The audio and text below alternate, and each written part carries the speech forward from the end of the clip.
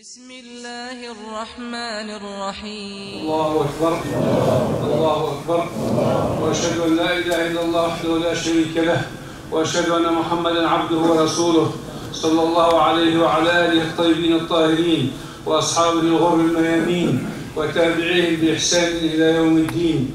الله أكبر الله أكبر الله أكبر الله أكبر، عدد الشجر والحجر، وعدد ما خلق من البشر، وعدد ذرات ما خلق في هذا الكون. لا إله إلا هو، نعبده ونستغفره ونستهديه ونتوب إليه. يا أيها الذين آمنوا اتقوا الله ولتنظر نفس ما قدمت لغد واتقوا الله إن الله خبير بما تعملون. معاشر الأخوة المؤمنين، عباد الله الصالحين، نحمد الله سبحانه وتعالى على أن جعلنا أمة الإسلام خاتمة الأمم. كنتم خير أمة أخرجت للناس، تأمرون بالمعروف وتنهون عن المنكر وتؤمنون بالله. ونحمده سبحانه وتعالى حمدا كثيرا طيبا مباركا فيه على نعمة الإسلام، ونحمده على نعمة القرآن، ونحمده على إعانتنا على اتباع سنة محمد صلى الله عليه وسلم. الله أكبر الله أكبر الله أكبر. Louange à Dieu le cordier, le miséricordieux, le salut pour son prophète Mohammed sallallahu alayhi wa sallam. Nous louanges envers Allah subhanahu wa ta'ala qui nous a permis d'être musulmans et d'être la dernière des communautés religieuses qui n'a pas transformé sa religion. Nous avons la joie et l'honneur de bénéficier du même rite qu'au temps du prophète sallallahu alayhi wa sallam, des mêmes piliers, des mêmes obligations et même de la sunna du prophète sallallahu alayhi wa sallam qu'on doit respecter jusqu'à la fin du temps. معاشر الإخوة المؤمنين، عباد الله الصالحين، إن العيد سنة مباركة حث الرسول صلى الله عليه وسلم عليها، وهي ليست أكل لحم، وإنما السنة اتباع الشعائر. لن ينال الله لحومها ولا دماؤها، ولكن يناله التقوى منكم. Pour la sunna du prophète sallallahu alayhi wa sallam, c'est pas la viande qu'on a besoin, mais c'est la sunna. C'est de suivre les pas du prophète Mohammed sallallahu alayhi wa sallam. Donc, ni son sang ni sa chair ne va arriver à Allah, mais le fait d'être pieux, ça peut nous être utile chez Allah subhanahu wa ta'ala. معاشر الأخوة المؤمنين، في هذه المناسبة الطيبة المباركة نذكر أنفسنا ونذكر إخواننا بأنه لا ينبغي الاستهانة بالسنن. المحافظة على السنن علامة الإيمان، ينبغي أن نحافظ عليها حتى نلقى رسول الله صلى الله عليه وسلم يوم القيامة على الحوض ونحن لم نغير ولم نبدل. فالذين بدلوا سنته تذبهم الملائكة عن حوضهم يوم القيامة. نريد أن نلقى رسول الله صلى الله عليه وسلم وهو عنا راض، لم نغير لم نبدل لم نحرف، نحافظ على سننه. الله أكبر الله أكبر الله أكبر. Chers frères, chères sœurs, nous avons l'honneur de suivre le prophète sallallahu alayhi wa sallam. Nous voulons qu'il soit satisfait de nous le jour du jugement quand on va le rencontrer. On ne serait pas parmi les gens pourchassés par les anges, de s'approcher, de s'abreuver de son bassin le jour de la chaleur étouffante. Seront repoussés de son bassin tous ceux qui ont modifié, qui ont varié cette religion. Nous voulons rencontrer le prophète sallallahu alayhi wa sallam le jour du jugement et qu'il sera satisfait de nous, Inch'Allah. نريد أن نلقاه وهو راض عنا. الله أكبر الله أكبر الله أكبر. وقد افترض علينا الإسلام هذه السنة المباركة، هذه السنة التي تذكرنا بأشياء كثيرة. السنة تذكرنا باتباع محمد صلى الله عليه وسلم وباتباع الصحابة الذين اتبعوه رضوان الله عليهم. السنة تذكرنا كذلك بأمر عظيم، أمر إبراهيم عليه السلام وقصة إسماعيل التي تعرفونها. وتذكرنا كذلك معاشر الأخوة المؤمنين أن هذا الدين دين خالد، وهو رسالة عالمية للبشرية كافة وليس للمسلمين فقط. Cette occasion, cette sunna, nous fait apprendre comment suivre le prophète sallallahu alayhi wa sallam et ses compagnons. Elle nous rappelle du début de l'histoire d'Ibrahim alayhi salam, de son fils Ismaïl, l'histoire que vous connaissez bien. Mais quelles leçons pourrons-nous retirer de cette histoire d'Ibrahim, cette histoire vraie? C'est la rencontre du pèlerinage qui est le pilier de l'islam. C'est la grande fête, on l'appelle la grande fête parce que c'est la conclusion du pèlerinage et elle nous rappelle que l'histoire des prophètes est la même. Nous appartenons à la même communauté religieuse, depuis les premiers prophètes jusqu'au dernier, Muhammad sallallahu alayhi wa sallam. Ils appartiennent tous à la même famille. Nous devons les aimer tous. Celui qui n'aime pas tous les prophètes d'Allah subhanahu wa ta'ala ne peut jamais être considéré comme musulman, et ça les gens ne le savent pas. Faites-leur savoir que le musulman a l'obligation d'aimer tous les prophètes d'Allah sans distinction, et ce n'est retrouvé que chez les musulmans. On ne peut pas trouver notre communauté religieuse sur terre qui aime tous les prophètes d'Allah subhanahu wa ta'ala sans exception que les musulmans, parce qu'ils cherchent l'universalité de la religion, l'universalité de l'islam, et c'est cher, c'est important dans ces moments où les tendances se repoussent, où le racisme commence à s'aggraver, le fait de se sentir, donc aimer tous les prophètes, c'est la leçon universelle que les musulmans doivent faire connaître pendant cette année. معاشر الإخوة المؤمنين، علموا الناس أن الإسلام رسالة خالدة، رسالة عالمية بمحبة جميع الأنبياء. لا يوجد تيار آخر ولا دين آخر يحب الأنبياء جميعا، ومن أحب الأنبياء فإنما يحب أتباعهم. الله أكبر، الله أكبر، الله أكبر. De cet amour de tous les prophètes, vous allez voir que les enfants des musulmans dans tous les pays et dans toutes les époques, vous allez trouver parmi les noms des enfants des musulmans le nom d'Ibrahim, le nom de Moïse, le nom de Jésus, le nom de Mohammed bien sûr, sallallahu alayhi wa sallam. Ceci montre l'universalité de l'islam. Vous trouverez dans aucune autre religion qui appelle leurs enfants de tous les noms de tous les prophètes, et ça montre vraiment l'universalité de l'islam. معاشر الإخوة المؤمنين، لما تنظروا في أبناء المسلمين في كل بلاد وفي كل عصر ترون في أسماء المسلمين يسمونها أبناءهم إبراهيم وإسماعيل وموسى وعيسى وداود وهارون وسليمان ومحمد، عليهم جميعا أفضل الصلاة والسلام، لأن الإسلام المسلمون هم الرسالة الخالدة. وكنتم خير أمة أخرجت للناس تأمرون بالمعروف وتنهون عن المنكر وتؤمنون بالله، الأمة التي تحب كل الأنبياء وتحترم أتباع جميع الأنبياء، ولا تجادل أهل الكتاب إلا بالتي أحسن. هذا الناس لا يعرفونه. عرفوا دينكم بهذه القيم النبيلة، أنكم تحتفلون بإبراهيم وتحبون جميع الأنبياء. الناس لا يعرفون هذا، لا يعرفون أن وجب على المسلم أن يحترم جميع الديانات الأخرى ولا تجادل أهل الكتاب إلا بالتي أحسن. C'est l'occasion de donner la vraie image de l'islam et du musulman. Faites connaître aux autres, aux non-musulmans, que les musulmans ont plus d'avoir l'obligation d'aimer tous les prophètes et sans exception, et là l'obligation de ne dialoguer avec les gens du livre qu'avec la meilleure des méthodes de discussion.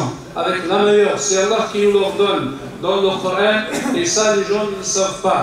Ils ne savent pas que les musulmans, l'existence d'un musulman dans un quartier, c'est l'existence de la paix, c'est l'existence de l'entraide, c'est l'existence du respect, de toutes les valeurs universelles. Elles ne peuvent être que musulmanes et humanitaires en même temps. Les gens ne savent pas que c'est la foi des musulmans et que c'est l'obligation dans le comportement des musulmans. Allahu Akbar, Allahu Akbar, Allahu Akbar. معاشر الأخوة المسلمين، لا نتوقف كثيرا عن دروس التضحية، دروس الطاعة، طاعة الأبناء للآباء، ونحن نحتاج أن نربي تربية يطيع فيها الأبناء الآباء. نحتاج كذلك لدرس آخر في طاعة الناس لله سبحانه وتعالى، كيف إسماعيل وجاءه الأمر الخطب الجليل، ومع ذلك لما كان الأمر من عند الله فكان مطيعا لله. ينبغي أن نتعلم درس محبة الله لنا. الله سبحانه وتعالى لم يرد أن تراق قطرة من دماء الإنسانية، وفدى إسماعيل بكبش عظيم.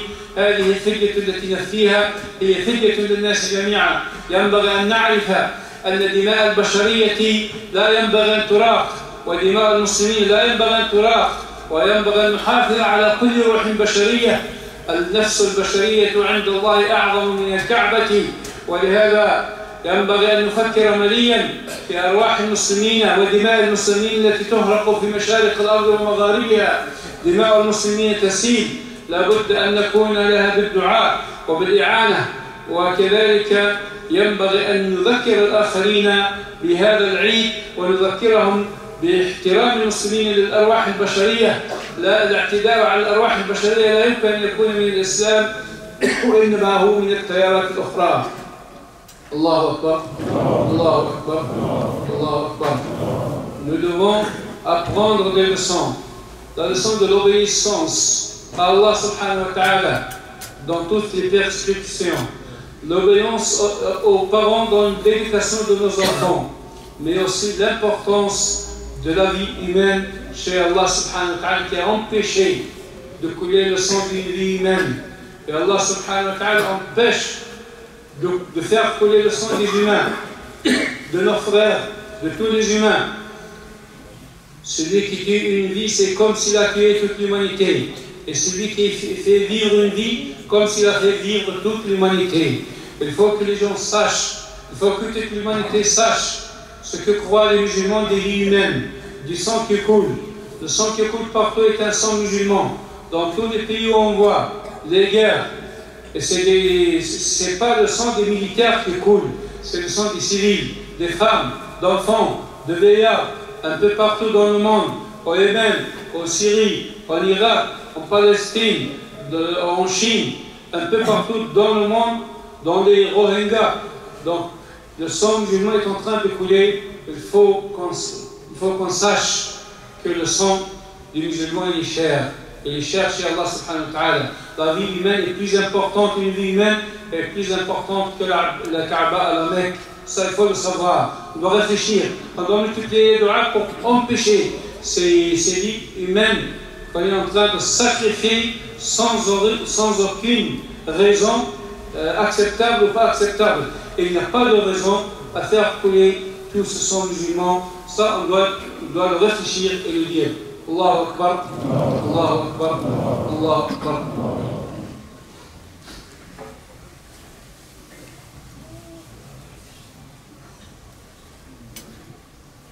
الحمد لله رب العالمين واشهد ان لا اله الا الله وحده لا شريك له واشهد ان محمدا عبده ورسوله صلى الله عليه وعلى اله وصحبه وسلم تسليما كثيرا طيبا مباركا فيه.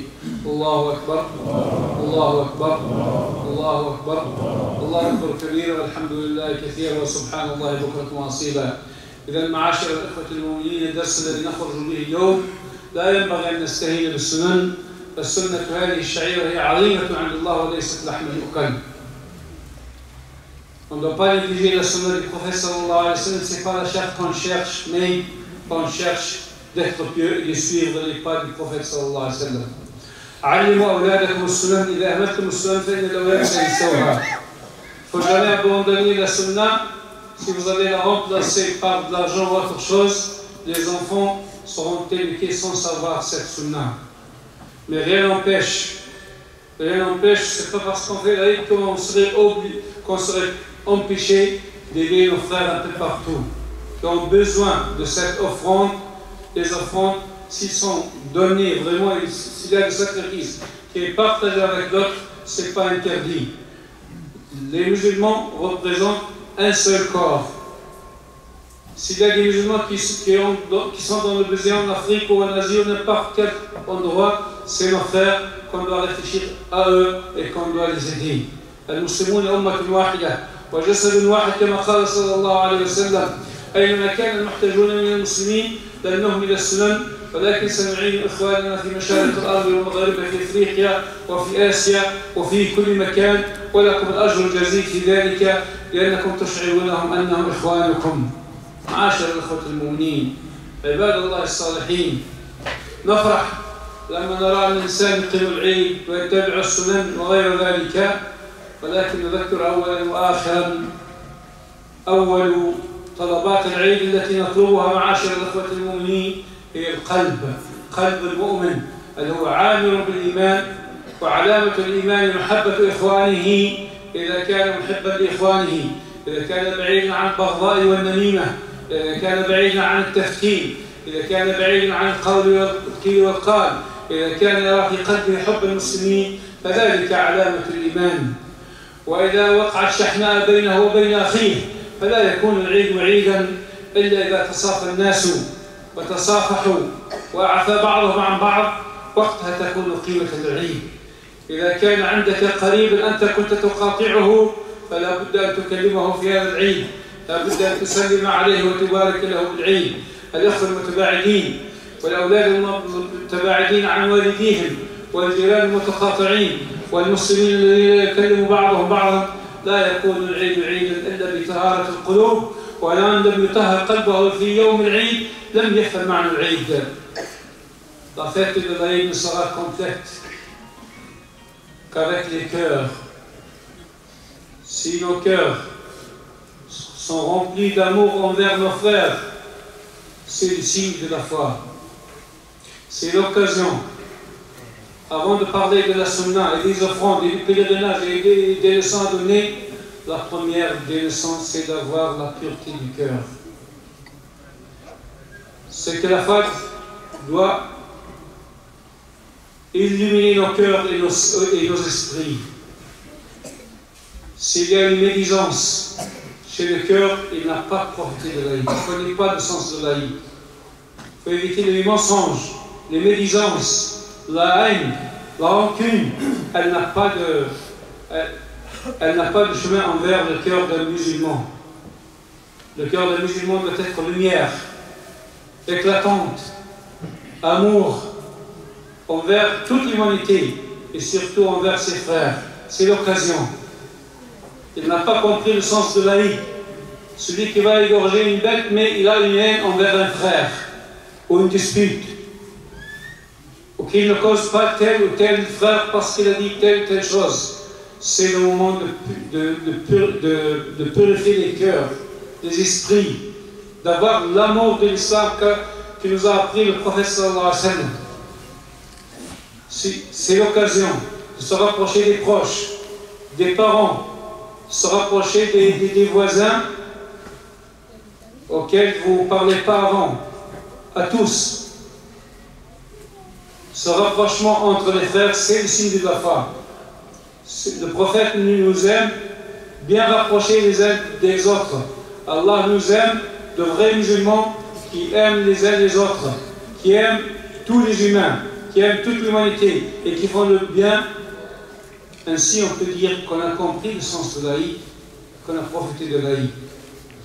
Allahu Akbar, Allahu Akbar, Allahu Akbar. نتوجه إلى المولى سبحانه وتعالى في هذه الساعة عشان تكون ساعة الاستجابة. أول الدعاء يكون لإخواننا المضطهدين. اللهم سبحانك اللهم نعبدك ونستغفرك ونتوب إليك. اللهم نسألك بأسمائك الحسنى وصفاتك العلى أن تفرج همنا وأن تزيل غمنا وأن تبعد كربنا وأن تسبل علينا عفوك وعونك وسترك في الدنيا والآخرة. اللهم من كان له مريضا فاشف مريضه، ومن كان له ميتا فارحم ميته. اللهم ارحم جميع موتى المسلمين في هذا اليوم يا ارحم الراحمين. اللهم ان كانت مشكلة في عائلته فحل هذه المشكلة ووائل بين افراد العائلة، وطهر القلوب حتى تتصافى في هذا العيد المبارك. اللهم من كان له دين فاقض دينه، ومن كان له ولد ضائع فاهده لدينك القويم وصراطك المستقيم، ومن كان من خلاف بين الازواج فسهل هذا الخلاف وارجعهم الى بعضهم انك على كل شيء قدير وبالاجابه جدير. اللهم نسالك باسمائك الحسنى وصفاتك العلى ان تكون في عون اخواننا المضطهدين في كل بقاع العالمين. اللهم احفظهم في ارواحهم، اللهم احفظهم في ارزاقهم، اللهم احفظهم في ذرياتهم، اللهم احفظهم في اوطانهم، اللهم احفظهم في دينهم الذي بعصمة امرهم. اللهم اختم بالباقيات الصالحات اعمالنا وتوفنا وانت راضي عنا. نسالك عزا للاسلام والمسلمين، نسالك ان نكون هداة مهديين ولدينك متبعين ولسنة نبيك صلى الله عليه وسلم سائدين ومتبعين. لا اله الا انت رب العالمين. شفع فينا اللهم سيد المرسلين، واخر دعوانا الحمد لله رب العالمين. سبحان ربك رب العزة عما يصفون والسلام على المرسلين والحمد لله رب العالمين. فاز بالعيد من طهر قلبه وعيدكم مبارك. كل عام وانتم بخير.